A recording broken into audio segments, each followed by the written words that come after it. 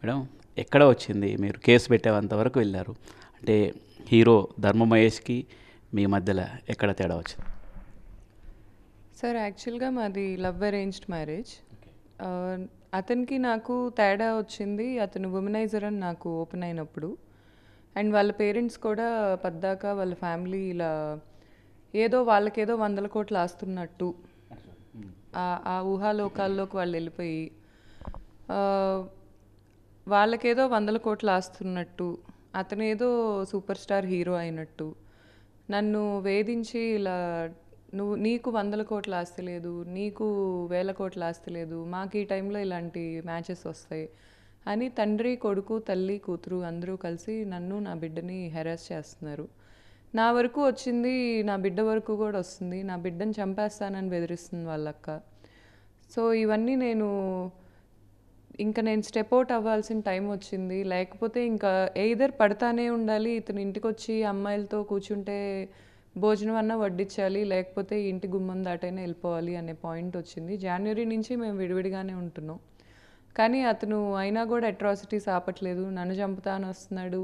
లేకపోతే వాళ్ళ ఇంట్లో కూర్చొని కూడా ఈ బిగ్ బాస్ ఆర్టిస్టులతో వీళ్ళందరితో పొద్దున్న లెగిస్తే రాత్రి ఆఫ్టర్ పార్టీస్ అని మరి వాళ్ళు ఏమేం కార్యకలాపాలు చేస్తున్నారో మరి నాకు తెలియదు. కానీ వాళ్ళు 1 గంట నుంచి మొదలు పెడితే 4 వరకు అసలు అడ్డమైన కార్యకలాపాలన్నీ చేస్తుంటారు.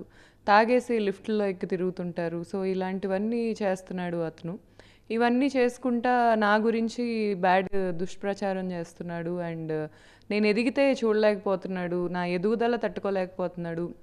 నేను ఎంబీఏ చేస్తున్న రోజుల్లోనే ఇతను వచ్చి నేను డిగ్రీ లేని వాడిని, నేను డిగ్రీ కొనుక్కున్న వాడిని, నువ్వు ఎంబీఏ చేస్తున్నావు, రేపు నాకు వాల్యూ ఇస్తున్నావా అని ఇస్తావా అని అడిగితే సెకండ్ ఇయర్ సెకండ్ సెమిస్టర్ అప్పుడు నేను ఎంబీఏ ఆపేయాలా అనే డిస్కషన్ వరకు వచ్చింది మా ఇద్దరికి. ఎందుకంటే బీటెక్ అయిపోగానే మాకు పెళ్లి ఫిక్స్ అయింది. ఇంత ఇగోకి వెళ్తాడు అతను. నేను డబ్ స్మాష్ స్టార్ట్ చేశాను, సినిమా యాక్టర్గా ఎంట్రీ ఇచ్చాడు. ఎప్పుడూ నాతో పోటీ పడతా, ఇతనితో నేను పెళ్లి చేసుకున్నప్పటి నుంచి ఇతను నాతో పోటీ పడతా నాకుండే వేసినన్ని బ్లాక్ చేస్తూ వచ్చాడు. ఇప్పుడు కూడా నేను ఎక్కడ అతను వదిలేస్తే ఇంకా నన్ను ఆపేవాళ్ళు ఉండరు అని నేను ఎక్కడ ఎదుగుతానో అని ఇతను నాకు ఇంకా అడ్డుపడతానే ఉన్నాడు. నాకు లీగల్ సిస్టమ్, నేను ఎల్ఎల్బి చదివిన ఒక గ్రాడ్యుయేట్గా నాకు చాలా నమ్మకం ఉంది లీగల్ సిస్టమ్ మీద. అందుకే నేను పోలీస్ని అప్రోచ్ అయ్యాను. నేను వెయిట్ చేస్తున్నాను జస్టిస్ కోసం. పోలీసులు ఏమంటున్నారు? మీరు ఫైల్ చేశారు కేసు, ఫర్దర్గా విచారణ చేశారు? నేను షీ టీమ్కి అప్రోచ్ అయ్యానండి ఒక 3 months బ్యాక్. అప్పుడే షీ టీంలో వాళ్ళు అతన్ని పిలిపించారు, బాగా రెస్పాండ్ అయ్యారు, పిలిపించారు, అతనితో మాట్లాడారు. అతను ఆ రోజున అక్కడ కూర్చొని నా భార్య చాలా మంచిది, నా భార్యకి ఎటువంటి అలవాట్లు లేవు, నా భార్యకి ఎవరితోనూ సంబంధాలు లేవు, నా భార్య ఎప్పుడూ మంచిగానే చూసుకుంది నన్ను, నేనే తేడా, నాకే అమ్మాయిలు పిచ్చుంది అని షీ టీంలో అక్కడ కూర్చున్న మేడంతో అతను మాట్లాడాడో లేదో మీరు అడగండి. ఆయన హ్యూమనైజర్ అని అంటే ఎప్పుడు బయటపడింది, ఎప్పుడు ఎలా తెలిసింది మీకు? నాకు ప్రెగ్నెన్సీ నుంచే ఓపెన్ అయిపోయింది సార్ అది. ఇతను వేరే రూమ్లో పడుకోవటం, మళ్ళీ అతను ఫోన్ ఎక్కడ పట్టుకుంటానో అని ప్యానిక్ అవ్వటం, రాత్రులు ఇంటికి రాకపోవటం, మధ్యాహ్నం వరకు ఈ సాయంత్రాల వరకు నిద్రపోవటం, కంప్లీట్గా నాకు అప్పుడే అర్థమైపోయింది.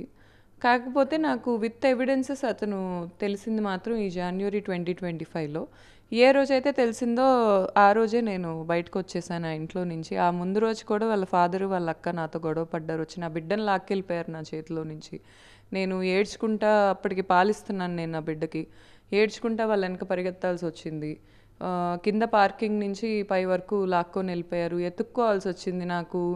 14 ఫ్లోర్లో 16 ఫ్లోర్లో ఉంటాయి ఆ అపార్ట్మెంట్లో. ఎక్కడి నుంచి బిడ్డ ఏడుపు వినిపిస్తుందో నాకు అర్థం కాక ఎక్కడున్నాడు అని కింద కూర్చొని తలగొట్టుకొని ఏడ్చాను నేను ఆ మూమెంట్లో. వాళ్ళ నాన్న వాళ్ళ అక్క అతను రాక్షసుల్లాగా ప్రవర్తించి నా బిడ్డను లాక్కెళ్ళిపోతే నా బిడ్డ ఏడుస్తున్నాడు వాళ్ళ చేతిలో. ఇంత రౌడీయిజం వాళ్ళ ఇంటికి నేను వెళ్ళినందుకు వాళ్ళు నా మీద చేశారు.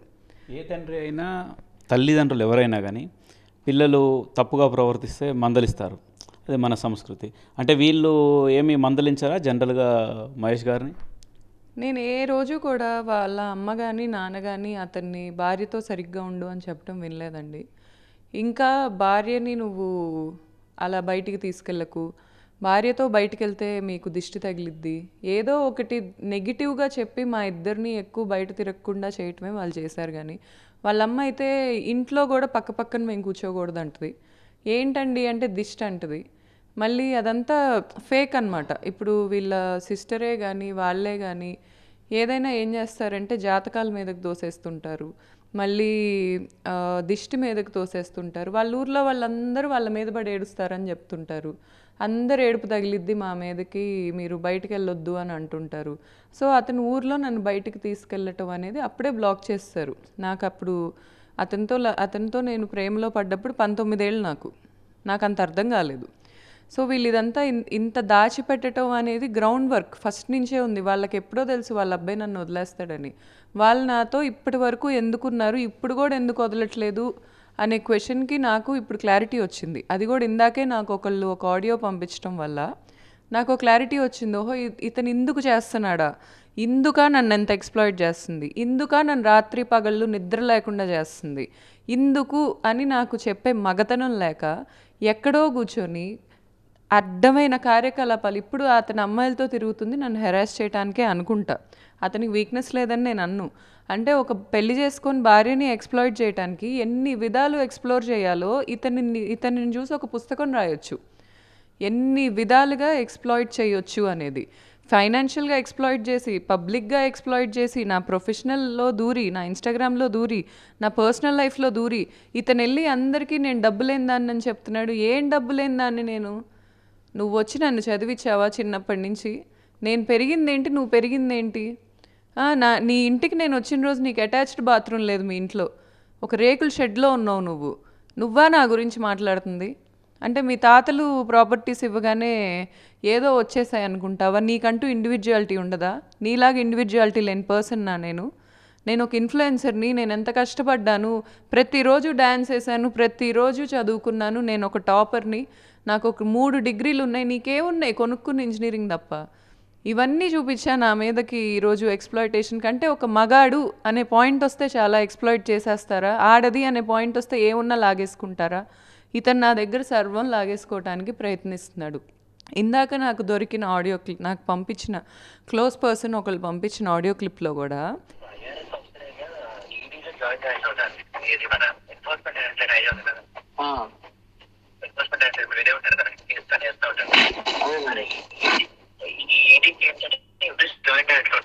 హైదరాబాద్ మన తెలంగాణ ఏపీ కలిపి జాయింట్ డైరెక్టర్, తమిళనాడు పోకున్నారు ఈడీ జాయింట్ డైరెక్టర్ అక్కడ. అంటే మన తమిళనాడుకి మోహన్ బాబు అని చెప్పున్నారు, ఐఆర్ఎస్ ఆఫీసర్, 2010 బ్యాచ్ అయినా. మాట్లాడి పంపించండి మన సైట్ నాకు. ఒక నటరాజన్ అని చెప్పి ఉన్నారట, హెడ్ ఆఫీస్ ఏమో కోల్కతాలో ఉందట.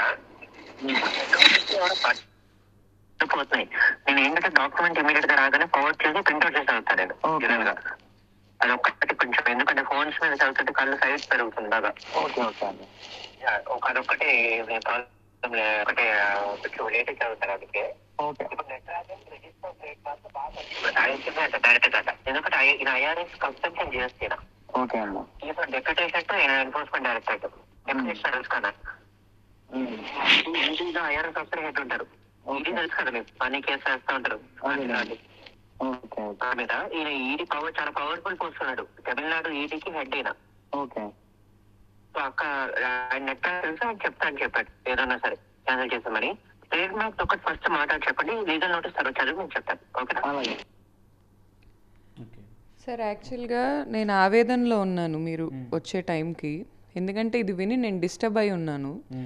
యాక్చువల్లీ ఆ ఆడియో కాల్లో ఉంది ఏంటంటే, తమిళనాడు ఈడీ ఐఆర్ఎస్ ఆఫీసర్స్ మాకు తెలుసు, మీరిచ్చిన వాటితో మేము మాట్లాడతాము, వాళ్ళతో మాట్లాడి నా పేరు మీద ఏదైతే బ్రాండ్ ఉందో అది క్యాన్సిల్ చేపించి ఇతని పేరు మీదకి మార్పిస్తాము అని అష్యూరెన్స్ ఇస్తున్నాడు.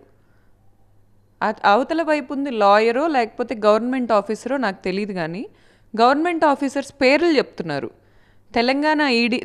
తమిళనాడు ఈడీ అంటున్నారు, తమిళనాడు ఐఆర్ఎస్ ఆఫీసర్ అంటున్నారు, తెలంగాణ ఈడీ అంటున్నారు. అసలు ఇంత పెద్దవాళ్ళు ఇతనితో మాట్లాడతారని నేను ఊహించను, నేను అనుకోను.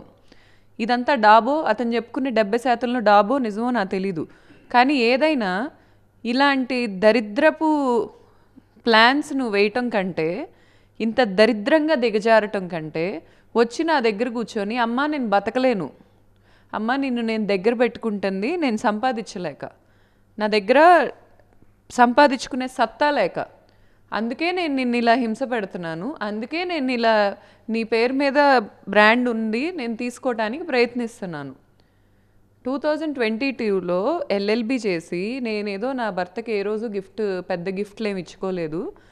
ఈ బ్రాండ్ గిఫ్ట్ ఇద్దాం, ఎందుకంటే అతను సినిమా హీరోగా వెళ్తున్నాడు, సినిమా హీరోగా వెళ్తున్నప్పుడు ఇలాంటి ఒక బ్రాండ్ ఓనరు అంటే అతనికి ఒక రెస్పెక్ట్ ఉంటుంది, ఒక ఐడెంటిటీ ఉంటుంది అనే సదుద్దేశంతో నేను బ్రాండ్ ఆ రోజు ఇతని పేరు మీద పెట్టిస్తే ట్రేడ్ మార్క్, మీరు కావాలంటే మాకు ట్రేడ్ మార్క్ చేసిన లాయర్ని అప్రోచ్ అవ్వండి, నేనే పెట్టించా అతని పేరు మీద. పెట్టిస్తే ఈరోజు జనవరిలో మేమిద్దరం విడిపోతాం అనే పాయింట్ మా ఇద్దరికి డిస్కషన్స్ నడిచినప్పుడు న్యాయంగా అది నీదే కదా, నువ్వు యాక్టింగ్ సినిమాల్లో చేయి, నా దగ్గర కాదు, నువ్వు నా దగ్గరకు వచ్చి న్యాయబద్ధంగా ఇది నీది కదా, నాది ఆ రోజు అయ్యి ఈరోజు ఎందుకైంది ఇన్కమ్ పెరిగినందుక, నేను ఆ రోజే చెప్పాను నీకు, నువ్వు ఇన్కమ్ పెంచుకోలేక నీ వల్ల కాక నా దగ్గరికి తెచ్చుంటావు, మళ్ళీ నేను దాన్ని మార్కెటింగ్ చేసి మళ్ళీ నేను దాన్ని మనుషుల్లోకి తీసుకెళ్ళి మళ్ళీ మనుషులందరినీ ఇక్కడికి లాక్కొస్తే ఇన్కమ్ పెరిగింది. ఎంత పెరిగిందో నీకు తెలుసు, నువ్వు తెలుసుకుంటానే ఉన్నావు బిహైండ్ నుంచి. నువ్వు ఇచ్చినప్పటికీ ఇప్పటికి ట్రిపుల్ అయ్యేసరికే నీకు ఆగట్లా, నువ్వు వెనక్కి వస్తున్నావు. మన మెసేజెస్లో ఉన్నాయి ఇవి. నువ్వు జనవరిలో వచ్చిన రోజే నేను నీకేం చెప్పా, Mahesh what ever happened is happened, నేను నీకు జెన్యూన్గా కొన్ని డబ్బులు ఇచ్చా, నువ్వు నన్ను మా ఫాదర్ నుంచి రెగ్యులర్గా ఇంత అమౌంట్స్ తీసుకున్నావు, అంతవరకు నాకు ఇచ్చేసేయి, నీ యాలిమోనీకో దండం, అర్థమైందా? ఇది ఈరోజు కాదు నేను చెప్పింది, ఎప్పటి నుంచో చెప్తున్నా. నీ ఆస్తులకో డబల్ దన్నం, అసలు అవసరంలా నాకు కానీ నా కొడుకుకి కానీ నీ ఆస్తులు అవసరంలా. నేను సెల్ఫ్ మేడ్ పర్సన్ని, నీలాగా ఆడదాన్ని అడ్డం పెట్టుకొని బతుకుతున్న వ్యక్తిని కాదు. ఎవరో ఆడవాళ్ళు అంటే జనరల్గా ఏమన్నా ప్రూఫ్ చేయగలిగారా? అంటే వాళ్ళు ఇప్పుడు హ్యూమనైజర్ అంటున్నారు కదా, అసలు ప్రూఫ్ చేయగలిగారా? అంటే ఎప్పుడన్నా రెడ్ హ్యాండెడ్ కానీ జనరల్గా ఎప్పుడన్నా అది అసలు ఉందా మీకు దగ్గర ఎవిడెన్స్ కావచ్చు, అసలు సాధ్యం ఉందా ఆ విధంగా ప్రూఫ్ చేయగలరా? సార్ 100% ఎవిడెన్స్ ఉంది సార్ నా దగ్గర, 100% ఉంది. నేను మా లాయర్తో మాట్లాడి ఏవేమి ఇవ్వచ్చు అనే పాయింట్లో ఒక్కొక్కటి ఇస్తూ ఉంటున్నాను. అసలు నేను ఇవి ఇవ్వటానికి కూడా కారణం ఏంటంటే అతనంట ఉమెనైజర్ కాదంట, ఇతనికి యాక్టింగ్ నేర్పించిన వాళ్ళకి కూడా రియల్ లైఫ్లో కూడా యాక్టింగ్ నేర్పించినందుకు అవార్డులు ఇవ్వాలి. ఎందుకంటే ఇతను వచ్చి అంటాడు నా దగ్గర, నేను మొన్న ఒక ఛానల్లో ఇంటర్వ్యూ ఇస్తే, ఏది ఈ రప్చర్ అంతా స్టార్ట్ అవ్వకముందు నేను నార్మల్గా ఒక ఇంటర్వ్యూకి వెళ్తే నన్ను ఒకళ్ళు ఇంటర్వ్యూకి పిలిచారు అనేది డైజెషన్ అవ్వక ఆ రోజు అతనికి తిన్నది అరక్క, ఆ రోజు ఆ యాంకర్కి ఫోన్ చేపించి వీడి పక్కన రేపిస్టులు ఉంటారు, అటొక రేపిస్ట్ ఇటొక రేపిస్ట్, వాళ్ళ అమ్మ పెట్టిద్ది ఎప్పుడు, ఆ రేపిస్టులతో ఫోన్ చేపించి అతను చెప్పించాడు నాకంట క్యారెక్టర్ లేదంట, ఒక వాల్యూస్లెస్ ఒక ఎథిక్స్లెస్ అమ్మాయిని మీరు ఎలా ఇంటర్వ్యూ చేస్తారు? ధర్మ అనే వ్యక్తి చాలా గొప్పోడు, దేశమంతా ఆయన మీదే బతుకుతుంది, వాళ్ళు చెప్పుకుంది అదే. ధర్మ అనే వ్యక్తి అంట వాళ్ళ కమ్యూనిటీ ముందంట అన్నదానం చేస్తాడంట, ఏ రోజు చూడలా మరి నేను, చేస్తాడు. అంత గొప్ప వ్యక్తి, జిమ్ము ఇల్లు తప్ప ఏమీ తెలీదు, వాళ్ళ భార్య ఇలా ఫేక్ ఎలిగేషన్స్ చేస్తుంది, ఫేక్ ఎలిగేషన్స్ చేయడానికి నాకేంటండి పని? నాకేంటి? మొగుడు మంచోడైతే ఇంట్లో ప్రశాంతంగా కూర్చోటానికి నాకేమన్నా రోగమా? లేకపోతే నాకు మతిస్థిమితం లేదా? హస్బెండ్ ఒక ఆడదానికైనా ఒక మగవాడికైనా ఆపోజిట్ జెండర్లో ప్రేమ పంచేవాళ్ళు కావాలి. ఒక ప్రేమ పంచే ఇంత పుణ్యాత్ముడు, కమ్యూనిటీ బయట భోజనాలు పెడుతున్న పుణ్యాత్ముడు నా ఇంట్లో ఉంటే నేను ఎందుకు వదులుకుంటానండి? నాకేమన్నా మతిస్థిమితం లేదా? దేనికి వదులుకుంటాను నేను? కూర్చోబెట్టి ఎలా చెప్తున్నాడు, అసలు వినేవాళ్ళకి ఎక్కడ మతి ఉండట్లేదు. ఇప్పుడు అతను చెప్పినప్పుడు ఆ యాంకర్ నమ్మకే నాకు కాల్ చేసి మొత్తం కన్ఫెస్ చేశారు ఇలా చెప్పారు అని. చెప్పకపోతే ఏంటి పరిస్థితి? నేను నా బిజినెస్ని ఈరోజు అతను నాకు హ్యాండ్ ఓవర్ చేసిన 2 years అతనికి నేను హ్యాండ్ ఓవర్ చేశాను. ప్రెగ్నెన్సీలో నేను బ్రేక్ తీసుకుందామని. ఈ 2 years అతను చెయ్యని కార్యకలాపాలు లేవు. అసలు ఆ బ్రాండ్ చూపించుకొని అతను తిరగని అమ్మాయి లేదు, అతను చేసుకొని పరిచయం లేదు. ఏమైనా ఫోన్లు చేయించి కానీ ఏదైనా వీడియోతోటి మీకు వీడియో కాల్ కానీ ఏమన్నా అలాంటి ఆ విధంగా కూడా మానసికంగా ఏమైనా ఇబ్బంది పెట్టేదా? సార్ నాకు ఇన్స్టాగ్రామ్లో బిగ్ బాస్ ఆర్టిస్టులు 2 మాట్లాడారు నాతో, నా దగ్గర చార్ట్స్ ఉన్నాయి. వాళ్ళు దాంట్లో ఇతని గురించి ఏం మాట్లాడలేదు, కానీ దాంట్లో ఒక అమ్మాయి ఇతనికి సర్టిఫికేషన్స్ ఇస్తా స్టోరీలు పెట్టుకుంటుంది. ఓకే ఏమైంది చెప్పండి. ఇతనికి సర్టిఫికేషన్స్ ఇస్తా, స్టోరీస్ పెడుతుంది. ఇతను చాలా జెన్యూన్ అంట, ఇతను చాలా మంచోడంట. ఇతను వదులుకోవటానికి నాకు నా బిడ్డకు మెంటలా? నిన్ను అడుగుతున్నా ఈరోజు. ఇతను చాలా జెన్యూన్ అయితే నాకు తెలీదా అది? నీలాగా నాకు 3 డిగ్రీలు ఉన్నాయి, ఆ మాత్రం నాకు తెలియలేదా? ఒక జెన్యూన్ భర్తను వదులుకోవటానికి నేను ఏమన్నా మెంటల్ దాన్నా? ఏమైనా అర్థం పర్థం ఉండాలి ఎలిగేషన్స్ చేసే ముందు.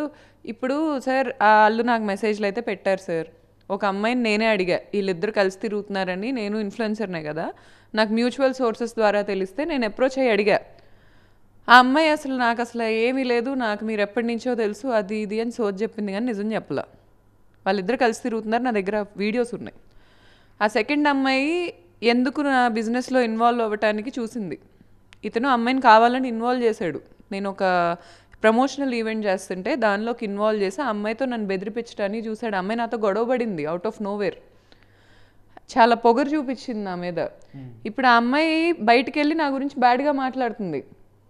అసలు వీళ్ళందరికీ సినిమాలు చేసుకునే వాళ్ళకి బిజినెస్లో వాళ్ళతో పని ఏంటి సార్? నాకు అర్థం కాదు. ఈరోజు నేను అడుగుతున్నాను, నేను బిజినెస్ చేసుకుంటున్నాను, నేను 2017 నుంచి ఎంత కష్టపడ్డానో మా బిజినెస్లో ఉన్న వాళ్ళకి తెలిసిద్ది. మీరు ఆర్టిస్టులు బయట అతనితో తిరిగారు, వచ్చి నా బిజినెస్లో ఇన్వాల్వ్ అవ్వాలని దేని చూస్తున్నారు?